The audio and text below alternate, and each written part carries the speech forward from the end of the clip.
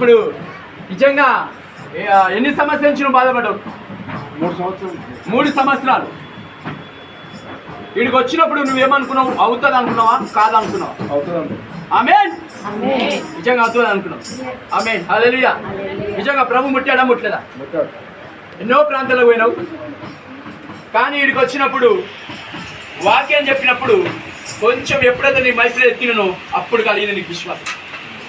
అప్పుడు వరకు ఎప్పుడైతే 3 స్టెప్స్ అన్నానో అప్పుడు ఆశ కలిగింది, నేను విడుదల పొందుకుంటా. దేవుని నామమునకు స్తోత్రం కలుగునా.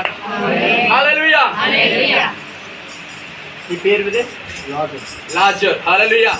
లాజర్ని దేవుడు 3 సంవత్సరాలు దేవుడు సమాధి నుంచి 3 రోజులు ఎలా అయితే లాజర్ ఉన్నాడో 3 సంవత్సరాలు అనుభవించాడు. తర్వాత లేచాడు. సువాత కొరకై నడవాలి. ఆమేన్. దేనికోసం అయ్యా? సువాత కోసం. హల్లెలూయా. చక్కగా ఉన్నది వాక్యము. హల్లెలూయా. హల్లెలూయా. ఇప్పుడు ఫాస్ట్గా నడు యేసు నామములో.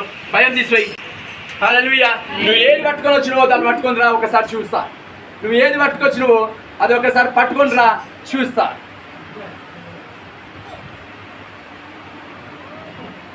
అది పట్టుకొని వచ్చినావు ఇప్పుడు. హల్లెలూయా. ఇప్పుడు నీకు ఎలా అనిపిస్తుంది? కట్టెతో లాభం వస్తుందా? కట్టె లేకుండా నీకు ఎలా అనిపిస్తుంది? హల్లెలూయా.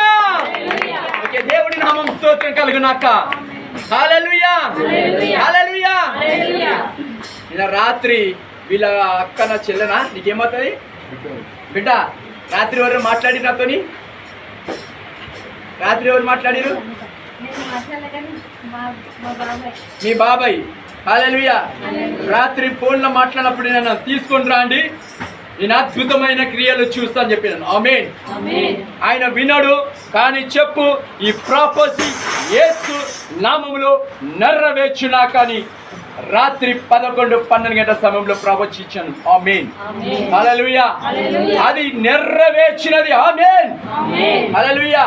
రాత్రి 11:30 సమయంలో మాట్లాడిన తీసుకురా, నడిపిస్తాడు దేవుడు. ఇది ఛాలెంజ్. ఆయన వినకుండా చెప్పమని చెప్పినాను. దేవుడు నెరవేర్చినాడు. దేవునికి స్తోత్రం కలుగునాక. హల్లెలూయా. హల్లెలూయా.